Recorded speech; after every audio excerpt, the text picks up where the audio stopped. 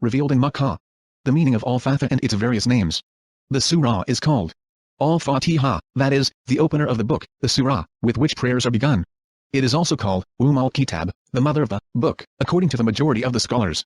In an authentic hadith recorded by Tirmizi, who graded it Sahih, Abu Hurairah said that the Messenger of Allah subhanahu wa ta'ala said, Alhamdulillahi Rabbil Alamin is the mother of the Quran, the mother of the book, and the 7 repeated ayah of the glorious Quran. It is also called Alhamd and As-Salah, because the Prophet said that his Lord said, the prayer, that is, Al-Fatiha, is divided into 2 halves, between me and my servants. When the servant says, all praise is due to Allah subhanahu wa ta'ala, the Lord of existence, Allah subhanahu wa ta'ala says, my servant has praised me. Al-Fatiha was called the Salah, because reciting it is a condition for the correctness of Salah, the prayer. Al-Fatiha was also called Ash-Shifa, the cure. It is also called Ar-Ruqya, remedy, since in the Sahih, there is the narration of Abu Sa'id telling the story of the companion, who used Al-Fatiha as a remedy for the tribal chief who was poisoned. Later, the Messenger of Allah subhanahu wa ta'ala said to a companion, 2. How did you know that it is a Ruqya? Al-Fatiha was revealed in Makkah as Ibn Abbas, Qatada, and Abu al-Aliya stated. Allah subhanahu wa ta'ala said, and indeed, we have bestowed upon you the 7 Masani, 7 repeatedly recited verses, that is Surah, Al-Fatiha, 1587. Allah subhanahu wa ta'ala knows best. How many ayat does Al-Fatiha contain? There is no disagreement over the view that Al-Fatiha contains 7 ayah. According to the majority of the reciters of Al-Kufa, a group of the companions, the Tabi'in, and a number of scholars from the successive generations, the Bismillah is a separate ayah in its beginning. We will mention this subject again soon, if Allah subhanahu wa ta'ala wills, and in him we trust. The number of words and letters in Al-Fatiha. The scholars say that Al-Fatiha consists of 25 words, and that it contains 113 letters. The reason it is called al-Kitab. In the beginning of the book of Tafsir, and as Sahih, al-Bukhari, said, it is called al-Kitab, because the Quran starts with it and because the prayer is started by reciting it. It was also said that it is called al-Kitab, because it contains the meanings of the entire Quran. Ibn Jarir said, the Arabs call every comprehensive matter that contains several specific areas in womb. For instance, they call the skin that surrounds the brain, womb or raz. They also call the flag that gathers the ranks of the army and womb. He also said, Makkah was called al-Qura, the mother of the villages, because it is the grandest and the leader of all villages. It was also said that the earth was made starting from Makkah. Further, Imam Ahmad recorded that Abu Hurairah narrated about al-Quran that the Prophet said, it is al-Quran, the 7 repeated verses, and the glorious Quran. 3 Also, Abu Ja'far, Muhammad bin Jarir at-Tabari recorded Abu Hurairah saying that the Messenger of Allah subhanahu wa ta'ala said about Al-Fatiha, it is al-Quran, Al-Fatiha of the book, the opener of the Quran, and the 7 repeated verses. Virtues of Al-Fatiha. Imam Ahmad bin Hanbal recorded in the Musnad that Abu Sa'id bin al-Mu'alla said, I was praying when the Prophet called me, so I did not answer him until I finished the prayer. I then went to him and he said, what prevented you from coming? I said, O Messenger of Allah subhanahu wa ta'ala, I was praying. He said, didn't Allah subhanahu wa ta'ala say, O you who believe, answer Allah subhanahu wa ta'ala by obeying him and his messenger when he calls you to that which gives you life. He then said, I will teach you the greatest surah in the Quran before you leave the masjid, mosque. He held my hand and when he was about to leave the masjid, I said, O Messenger of Allah subhanahu wa ta'ala, you said, I will teach you the greatest surah in the Quran. He said, yes, Alhamdulillahi Rabbil Alamin. It is the 7 repeated verses and the glorious Quran that I was given. 4 Albanian Lex Bukhari, Abu Dawud, and Nasari and Ibn Majah also recorded this hadith. Also, Imam Ahmad recorded that Abu Hurairah said, the Messenger of Allah subhanahu wa ta'ala went out while Ubay bin Ka'b was praying and said, O Ubay. Ubay did not answer him. The Prophet said, O Ubay. Ubay prayed faster then went to the Messenger of Allah subhanahu wa ta'ala, saying, Peace be unto you, O Messenger of Allah subhanahu wa ta'ala. He said, Peace be unto you. O Ubay, what prevented you from answering me when I called you? He said, O Messenger of Allah subhanahu wa ta'ala. I was praying. He said, did you not read among what Allah subhanahu wa ta'ala has sent down to me? Answer Allah subhanahu wa ta'ala by obeying him and his messenger when he calls you to that which gives you life. He said, yes, O Messenger of Allah subhanahu wa ta'ala. I will not do it again. The Prophet said, would you like me to teach you a surah of the likes of which nothing has been revealed in the Torah, the Injil, the Zabur, Psalms, or the Furqan, the Quran? He said, yes, O Messenger of Allah subhanahu wa ta'ala. The Messenger of Allah subhanahu wa ta'ala said, I hope that I will not leave through this door until you have learned it. 5 He, Ka'b, said, the Messenger of Allah subhanahu wa ta'ala held my hand while speaking to me. Meanwhile I was slowing down, fearing that he might reach the door before he finished his conversation. When we came close to the door, I said, O Messenger of Allah subhanahu wa ta'ala, what is the surah that you have promised to teach me? He said, what do you read in the prayer? Ubay said, so I recited al-Quran to him. He said, by him in whose hand is my soul. Allah subhanahu wa ta'ala has never revealed in the Torah, the Injil, the Zabur or the Furqan the surah like it. It is the 7 repeated verses that I was given. Also, At-Tirmizi recorded this hadith and in his narration, the Prophet said, it is the 7 repeated verses and the glorious Quran that I was given. At-Tirmizi then commented that this hadith is Hasan, Sahih. There is a similar hadith on this subject narrated from Anas bin Malik. Further, Abdullah, the son of Imam Ahmad, recorded this hadith from Abu Hurairah from Ubay bin Ka'b, and he mentioned a longer but similar wording for the above hadith. In addition, At-Tirmizi and An-Nasa'i recorded this hadith from Abu Hurairah from Ubay bin Ka'b who said that the Messenger of Allah subhanahu wa ta'ala said, 6. Allah subhanahu wa ta'ala has never revealed in the Torah or the Injil anything similar to al-Quran. It is the 7 repeated verses and it is divided into 2 halves between Allah subhanahu wa ta'ala and his servant. This is the wording reported by An-Nasa'i. At-Tirmizi said that this hadith is Hasan Garib. Also, Imam Ahmad recorded that Ibn Jabir said, I went to the Messenger of Allah subhanahu wa ta'ala after he had poured water for purification, and said, Peace be unto you, O Messenger of Allah subhanahu wa ta'ala. He did not answer me. So I said again, Peace be unto you, O Messenger of Allah subhanahu wa ta'ala. Again, he did not answer me, so I said again, Peace be unto you, O Messenger of Allah subhanahu wa ta'ala. Still he did not answer me. The Messenger of Allah subhanahu wa ta'ala went while I was following him, until he arrived at his residence. I went to the masjid and sat there sad and depressed. The Messenger of Allah subhanahu wa ta'ala came out after he performed his purification and said, Peace and Allah subhanahu wa ta'ala's mercy be unto you. Peace and Allah subhanahu wa ta'ala's mercy be unto you. Peace and Allah subhanahu wa ta'ala's mercy be unto you. He then said, O Abdullah bin Jabir, should I inform you of the best surah in the Quran? I said, Yes, O Messenger of Allah subhanahu wa ta'ala. He said, Read. 7 All praise be to Allah subhanahu wa ta'ala, the Lord of the existence, until you finish it. This hadith has a good chain of narrators. Some scholars relied on this hadith as evidence that some ayah and surahs have more virtues than others. Furthermore, in the chapter about the virtues of the Quran, Al-Bukhari reported that Abu Sa'id al-Khudri said, Once, we were on a journey when a female servant came and said, The leader of this area has been poisoned and our people are away. Is there a healer among you? Then a man whose healing expertise did not interest us stood for her. He read a ruqyah for him, and he was healed. The chief gave him 30 sheep as a gift and some milk. When he came back to us we said to him, You know the new ruqyah, or did you do this before? He said, I only used al-Kitab as ruqyah. We said, Do not do anything further until we ask the Messenger of Allah subhanahu wa ta'ala. When we went back to Al-Madinah we mentioned what had happened to the Prophet. The Prophet said, Who told him that it is a ruqyah? Divide the sheep and reserve a share for me. Also, Muslim reported in his Sahih, and in Nasa'i in his Sunan, that Ibn Abbas said, While Gabriel, was with the Messenger of Allah subhanahu wa ta'ala, he heard a noise from above. Jibril lifted his sight to the sky and said, 8 This is a door in heaven being open, and it has never been opened before now. An angel descended from the door and came to the Prophet and said, Receive the glad tidings of 2 lights that you have been given, which no other Prophet before you was given. The opening of the book and the last 3 ayah of Surah Al-Baqarah. You will not read a letter of them, but will gain its benefit. This is the wording collected by An-Nasa'i, Al-Kubra, 512, and Muslim recorded similar wording, 1554. Al-Fateha and the prayer. Muslim recorded that Abu Hurairah said that the Prophet said, Whoever performs any prayer in which he did not read al-Quran, then his prayer is incomplete. He said it thrice. Abu Hurairah was asked, when we stand behind the Imam.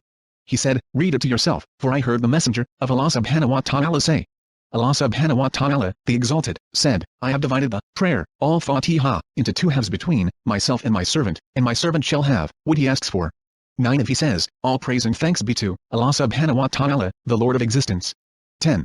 Allah subhanahu wa ta'ala says, My servant has praised me. When the servant says, the most gracious, the most merciful. Allah subhanahu wa ta'ala says, My servant has glorified me. When he says, the owner of the day of recompense. Allah subhanahu wa ta'ala says, My servant has glorified me, or my servant has related all matters to me.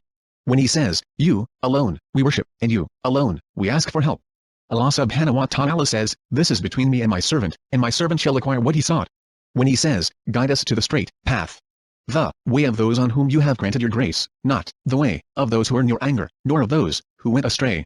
Allah subhanahu wa ta'ala says, This is for my servant, and my servant shall acquire what he asked for.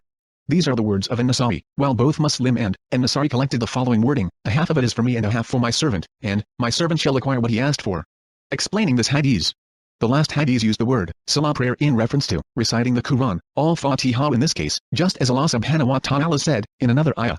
And offer your salah, prayer, neither loud nor in a low voice, but follow a way between. Meaning, with your recitation of the Quran, as the Sahih related from Ibn Abbas. Also, in the last hadith, Allah subhanahu wa ta'ala said, I have divided the prayer between myself and my servant into 2 halves, a half for me and a half for my servant. my servant shall have what he asked for. Allah subhanahu wa ta'ala next explained the division that involves reciting al-Fatiha, demonstrating the importance of reciting the Quran during the prayer, which is one of the prayer's greatest pillars. Hence, the word prayer was used here, although only a part of it was actually being referred to, that is, reciting the Quran. Similarly, the word recite was used where prayer is meant, as demonstrated by Allah subhanahu wa ta'ala's statement, and recite the Quran in the early dawn. Verily, the recitation of the Quran in the early dawn is ever witnessed. In reference to the Fajr prayer, the two Sahihs recorded that the angels of the night and the day attend this prayer. 11. Reciting al-Fatiha is required in every rak'ah of the prayer. All of these facts testify to the requirement that reciting the Quran, al-Fatiha, in the prayer is required, and there is a consensus between the scholars on this ruling. The hadith that we mentioned also testifies to this fact, for the Prophet said, "Whoever performs any prayer in which he did not recite al-Quran, his prayer is incomplete." Also, the two Sahihs recorded that Ubadah bin Asamit said that the Messenger of Allah subhanahu wa ta'ala said, "There is no prayer for whoever does not recite the opening of the book." Also, the Sahihs of Ibn Khuzaymah and Ibn Hibban recorded that Abu Hurairah said that the Messenger of Allah subhanahu wa ta'ala said, "The prayer during which al-Quran is not recited is invalid." There are many other hadiths on this subject. Therefore, reciting the opening of the book during the prayer by the Imam and those praying behind him is required in every prayer and in every rak'ah. The Tafsir of Isti'adha, seeking refuge. Allah subhanahu wa ta'ala said, "Show forgiveness, enjoin what is good, and stay away from the foolish, that is, don't punish them." 12. And if an evil whisper comes to you from Satan, then seek refuge with Allah subhanahu wa ta'ala. Verily, he is hearing, knowing. 7. 199-200. 13. Repel evil with that which is better. We are best acquainted with things they utter. And say, "My Lord, I seek refuge with you from the whisperings, suggestions, of the shaitan, devils. And I seek refuge with you, my Lord, lest they should come near me." 23:96-98. And repel an evil with one which is better, then verily he, with whom there was enmity between you, will become as though he was a close friend. But none is granted it except those who are patient, and none is granted it except the owner of the great portion of happiness in the hereafter, that is paradise, and of a high moral character in this world. And if an evil whisper from Shaitan tries to turn you away, O Muhammad, from doing good, then seek refuge in Allah subhanahu wa ta'ala. Verily, he is the hearing, the knowing. 41:34-36. These are the only three ayah that carry this meaning. Allah subhanahu wa ta'ala commanded that we be lenient human enemy, so that his soft nature might make him an ally and a supporter. He also commanded that we seek refuge from the satanic enemy, because the devil does not relent in his enmity if we treat him with kindness and leniency. The devil only seeks the destruction of the son of Adam due to the vicious enmity and hatred he has always had towards man's father, Adam. Allah subhanahu wa ta'ala said, "O children of Adam, let not Shaitan deceive you, as he got your parents, Adam and Hawa, Eve, out of paradise." 7:27. Surely, Shaitan is an enemy to you, so treat him as an enemy. He only invites his followers, that they may become the dwellers of the blazing fire. 35:6. And will you then take him, Iblis, and his offspring as protectors and helpers rather than me, while they are enemies to you? What an evil is the exchange for the Zalimin, polytheists, and wrongdoers, etc. 18:50. The devil assured Adam that he wanted to advise him, but he was lying. Hence, how would he treat us after he had vowed? 14. By your might, then I will surely mislead them all, except your chosen servants among them, that is faithful, obedient, true believers of Islamic monotheism. 38:82-83. Also, Allah subhanahu wa ta'ala said, "So when you want to recite the Quran, seek refuge with Allah subhanahu wa ta'ala from Shaitan, the outcast, the cursed one. Verily, he has no power over those who believe and put their trust only in their Lord, Allah subhanahu wa ta'ala. His power is only over those who obey and follow him, Satan, and those who join partners with him." 1698-100. Seeking refuge before reciting the Quran. Allah subhanahu wa ta'ala said, "So when you want to recite the Quran, seek refuge with Allah subhanahu wa ta'ala from Shaitan, the outcast, the cursed one." Meaning, before you recite the Quran. Similarly, Allah subhanahu wa ta'ala said, "When you intend to offer a salah, the prayer, wash your faces and your hands, forearms." 5:6. Meaning, before you stand in prayer, as evident by the hadiths that we mentioned. Imam Ahmad recorded that Abu Sa'id al-Khudri said, 15. When the Messenger of Allah subhanahu wa ta'ala would stand up in prayer at night, he would start his prayer with a takbir, saying Allahu Akbar. Allah subhanahu wa ta'ala is greater, and would then supplicate, "All praise is due to you, O Allah subhanahu wa ta'ala, and also the thanks, blessed be your name, exalted be your sovereignty, and there is no deity worthy of worship except you." He would then say thrice, 16. There is no deity worthy of worship except Allah subhanahu wa ta'ala. He would then say, "I seek refuge with Allah subhanahu wa ta'ala, the hearing, the knowing, from the cursed Satan, from his coercion, lures to arrogance and poems." The four collectors of the Sunnah recorded this hadith, which at Tirmizi considered the most famous hadith on this subject. Abu Dawud and Ibn Majah recorded that Jubair bin Mut'im said, that his father said, when the Messenger of Allah subhanahu wa ta'ala started the prayer, he said, Allah subhanahu wa ta'ala is the greater, truly the greatest, thrice. All praise is due to Allah subhanahu wa ta'ala always, thrice. 17. And all praise is due to Allah subhanahu wa ta'ala day and night, thrice. O Allah subhanahu wa ta'ala, I seek refuge with you from the cursed Satan, from his, hams, nafkh and naft. Amr said. The, hams means asphyxiation. The, nafkh means arrogance, and the naft means poetry. Also, Ibn Majah recorded that Ali bin al-Mundhir said that Ibn Fudail narrated that Utbah bin Asad said that Abu Abdur Rahman as-Salami said that Ibn Masud said that the Prophet said, O Allah subhanahu wa ta'ala, I seek refuge with you from the cursed devil, from his, hams, nafkh and naft. He said. The hams means death. The, nafkh means arrogance, and the naft means poetry. Seeking refuge with Allah subhanahu wa ta'ala when one is angry. In his Musnad, al-Hafiz Abu Ya'la Ahmad bin Ali bin al-Muthana al-Nazili reported that Ubay bin Ka'b said, two men disputed with each other in the presence of the Messenger of Allah subhanahu wa ta'ala, and the nose of one of them became swollen because of extreme anger. The Messenger of Allah subhanahu wa ta'ala said, I know of some words that if he said them, what he feels will go away. I seek refuge with Allah subhanahu wa ta'ala from the cursed Satan. And Nasai also recorded this hadith in his book, Al-Yawm, Wal-Layla. Al-Bukhari recorded that Sulayman bin Surad said, two men disputed in the presence of the Prophet while we were sitting with him. One of them was cursing the other fellow and his face turned red due to anger. The Prophet said, I know of a statement which if he said it, will make what he feels disappear. I seek refuge with Allah subhanahu wa ta'ala from the cursed Satan. They said to the man, do you not hear what the Messenger of Allah subhanahu wa ta'ala is saying? He said, I am not insane. Also, Muslim, Abu Dawud and Nasai recorded this hadith. There are many other hadiths about seeking refuge with Allah subhanahu wa ta'ala. One can find the subject in the books on supplication and the virtues of righteous, good deeds. Is the isti'adha, seeking refuge, required? The majority of the scholars state that reciting the isti'adha, in the prayer and when reciting the Quran, is recommended, 18 and not required, and therefore, not reciting it does not constitute a sin. However, Ar-Razi recorded that Utbah bin Abi Rabah said that the isti'adha is required in the prayer and when one reads the Quran. In support of Utbah's statement, Ar-Razi relied upon the apparent meaning of the ayah, then seek refuge. He said that the ayah contains a command that requires implementation. Also, the Prophet always said the isti'adha. In addition, the isti'adha wards off the evil of Satan, which is necessary. The rule is that the means needed to implement a requirement of the religion is itself also required. And when one says, I seek refuge with Allah subhanahu wa ta'ala from the cursed devil, then this will suffice. Virtues of the isti'adha. The isti'adha cleanses the mouth from the foul speech that it has indulged in.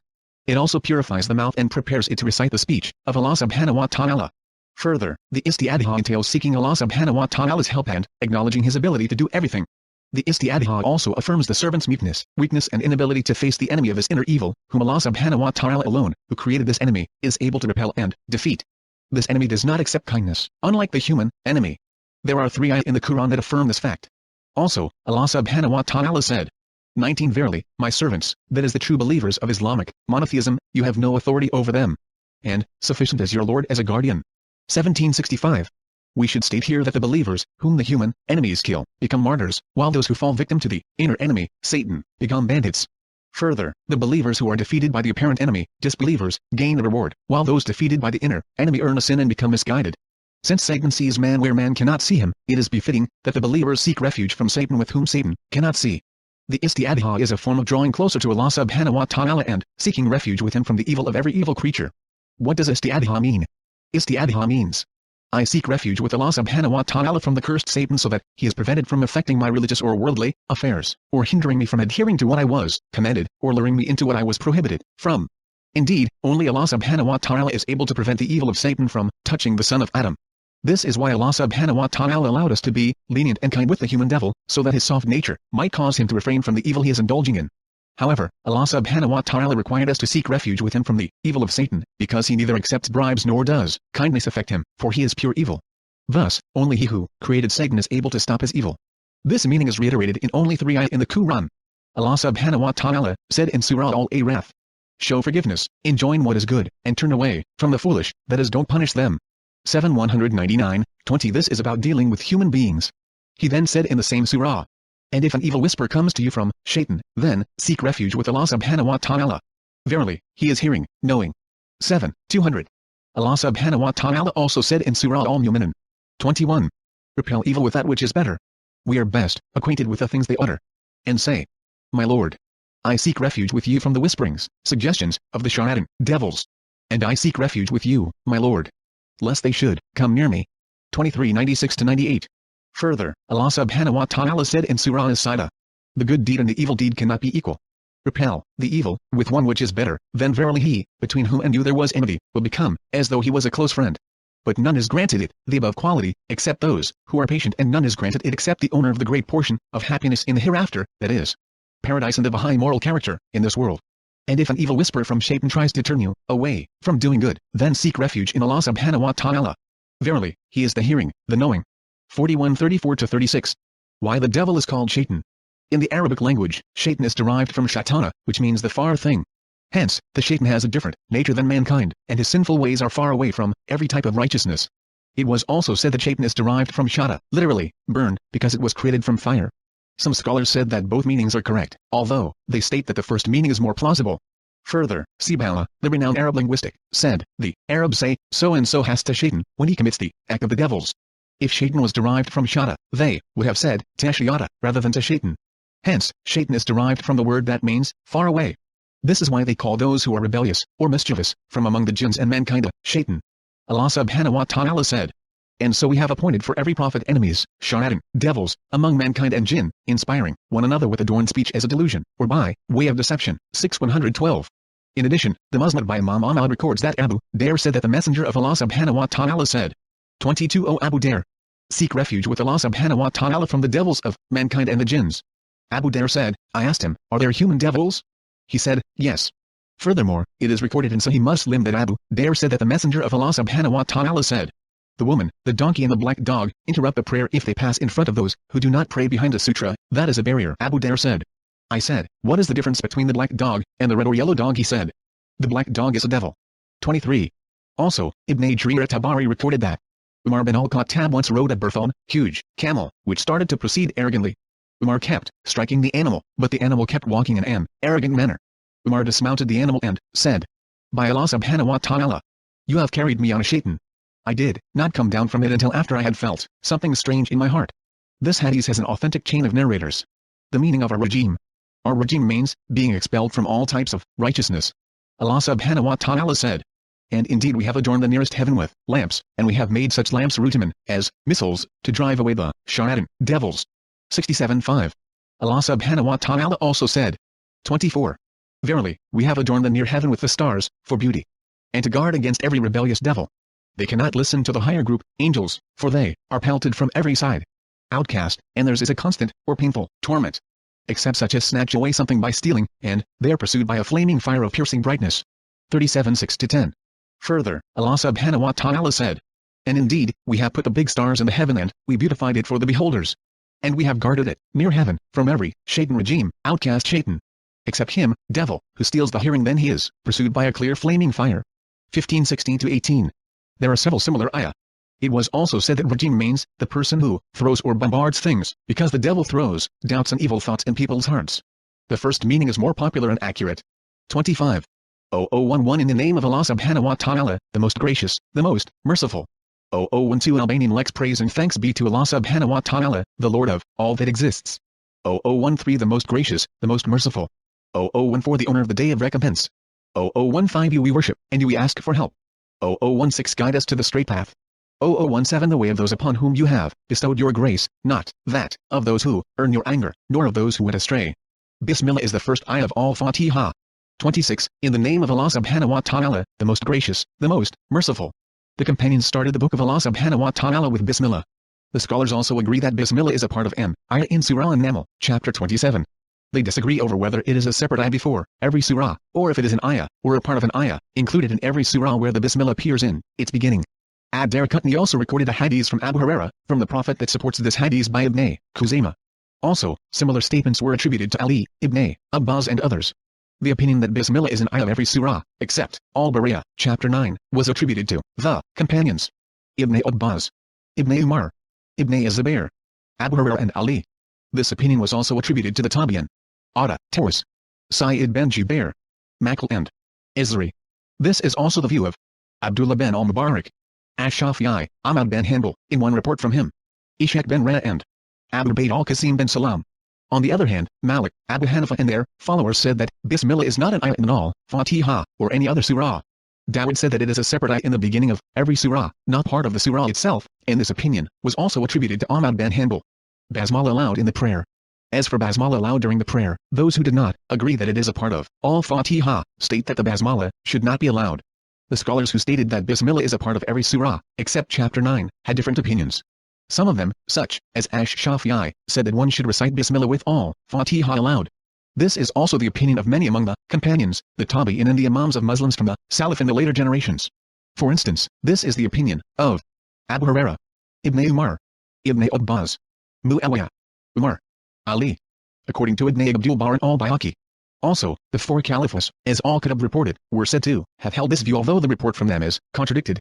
The Tabi'in scholars who gave this tafsir include Sa'id bin Jubair, 27, Ikrimah, Abu Kalaba, Izri, Ali bin al-Hasan, his son Muhammad, Sa'id bin al-Musayyib, Atta, Tawus, Mujahid, Salim, Muhammad bin Ka'b al-Qurazi, Abu Bakr bin Muhammad bin Amr bin Hazm, Abu Ayyil, Ibn Sirin, Muhammad bin al-Munkadir, Ali bin Abdullah bin Abbas, his son Muhammad, Nafi the freed slave of Ibn Umar, Zayd bin Aslam, Umar bin Abdul Aziz, Al-Azraq bin Qais, Habib bin Abi Dabit, Abu Ash-Shafa, Makl and Abdullah bin Makil bin Makarin. Also, al-Bayhaqi added Abdullah bin Safan and Muhammad bin al-Hanafiya to this list. In addition, Ibn Abdul Barr added Amr bin Dinar. The proof that these scholars relied on is that, since Bismillah is a part of al-Fatiha, it should be recited aloud like the rest of al-Fatiha. Also, An-Nasa'i recorded in his Sunan, Ibn Hibban and Ibn Khuzaymah in their Sahihs and al-Hakim in the Mustadrak, that Abu Hurairah once performed the 28 prayer and recited Bismillah aloud. After he finished the prayer, he said, "Among you, I perform the prayer that is the closest to the prayer of the Messenger of Allah subhanahu wa ta'ala." Ad-Darqutni, al-Kitab and al-Bayhaqi graded this hadith sahih. Furthermore, in Sahih al-Bukhari it is recorded that Anas bin Malik was asked about the recitation of the Prophet. He said, his recitation was unhurried.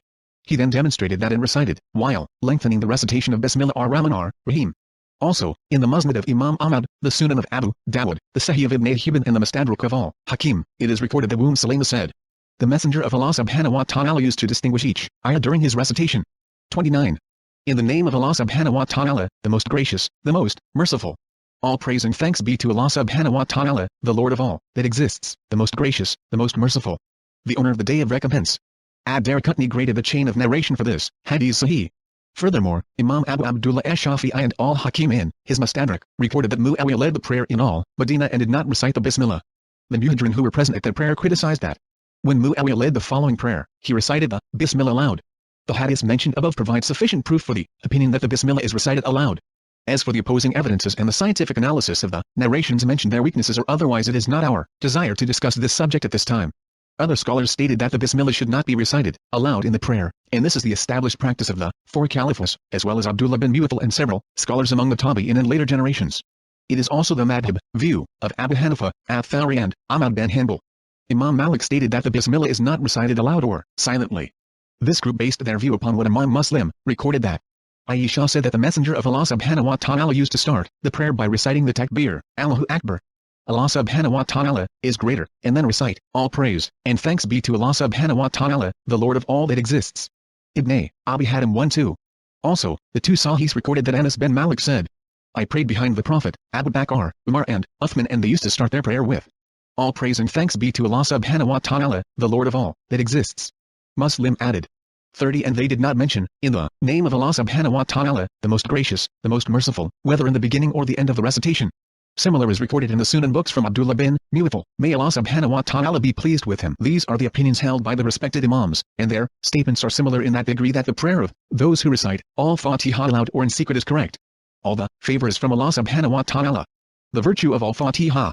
Imam Ahmad reported in his Musnad that a person who was riding behind the Prophet said, "The Prophet's animal tripped, so I said, cursed Shaitan." The Prophet said, 31. Do not say, cursed Shaitan. For if you say these words, Satan becomes arrogant and says, with my strength I made him fall. When you say, Bismillah, Satan will become as small as a fly.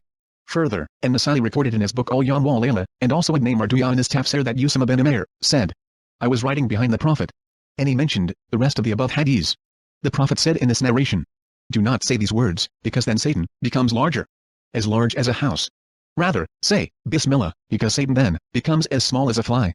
This is the blessing of reciting Bismillah. Basmala is recommended before performing any deed. Basmala, reciting Bismillah, is recommended before starting any action or deed. For instance, Basmala is recommended before starting a khutbah, speech. The Basmala is also recommended before one enters the place where he wants to relieve himself. There is a hadith concerning this practice.